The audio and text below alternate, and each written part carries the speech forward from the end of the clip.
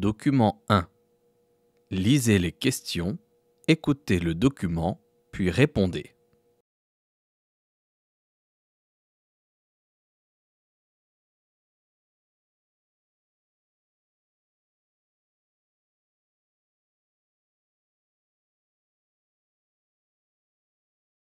Bonjour à tous. Avec les nouvelles de vente record de tableaux, la question se pose. L'investissement dans l'art va-t-il trop loin ? 450 millions de dollars pour une œuvre de De Vinci, 200 millions de dollars pour un Pollock. Le pauvre Pollock doit se retourner dans sa tombe. Lui qui n'a jamais gagné plus de 10 000 dollars pour un de ses tableaux. Ces sommes sont ridicules et profitent d'ailleurs rarement aux artistes, souvent morts depuis bien longtemps. Et cet envol des prix n'est pas anodin. Maintenant, les musées ne peuvent plus s'offrir les tableaux de grands maîtres et même l'art contemporain devient inaccessible pour certaines institutions.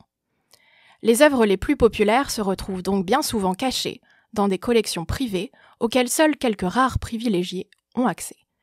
D'ailleurs, dans ce nouveau monde de l'art centré sur l'argent, la beauté d'une œuvre compte souvent bien moins que son potentiel de revente. L'objectif de beaucoup de ces nouveaux collectionneurs n'étant pas le plaisir de l'art, mais une potentielle plus-value. L'art et la beauté devraient appartenir à tous, et les gouvernements devraient agir pour garantir l'accès aux œuvres de qualité au public.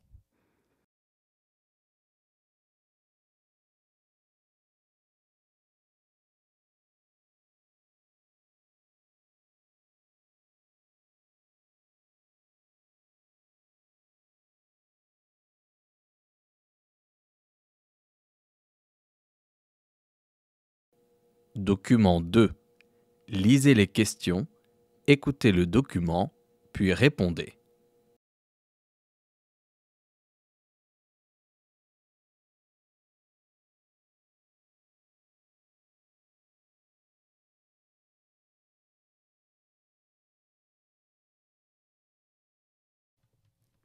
Faut-il autoriser la chasse aux loups ?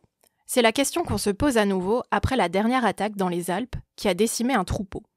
Les éleveurs continuent d'exprimer leur ras-le-bol après la multiplication des attaques dans cette région. Le nombre de loups augmente chaque année, et les pertes de bétail augmentent également. Pourtant, le gouvernement fait peu pour les éleveurs, et les indemnités en cas d'attaque ne sont pas suffisantes. Pire, cette année, pour la première fois, depuis le retour du loup dans les années 90, des loups ont attaqué un homme. Le loup est une espèce protégée, et donc il est strictement interdit de tuer ces animaux.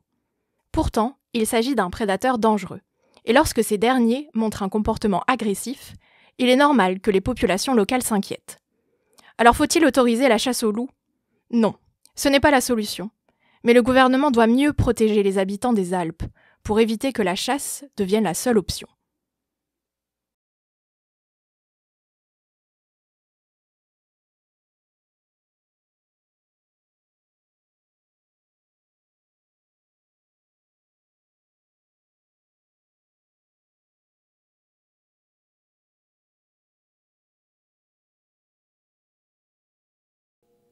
Document 3. Lisez les questions, écoutez le document, puis répondez.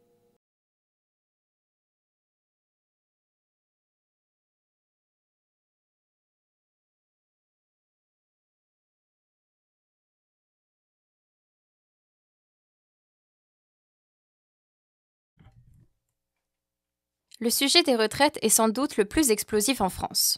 Les plus grandes grèves et manifestations de ces dernières années ont souvent été causées par les tentatives des différents gouvernements de reculer la date de départ en retraite. On comprend facilement que les personnes à quelques mois de la retraite et qui doivent tout d'un coup prolonger leur travail de plusieurs années soient en colère. Pourtant, d'après un récent sondage, 42% des Français penseraient qu'il faut travailler plus. Comment expliquer ce résultat ? Les mauvaises langues diront que ce sont les personnes les moins concernées. Retraités, rentiers, personnes avec un travail peu pénible qui font augmenter ce pourcentage. Pourtant, il y a bien des personnes qui souhaiteraient pouvoir travailler plus longtemps. C'est juste une opinion difficile à exprimer en public.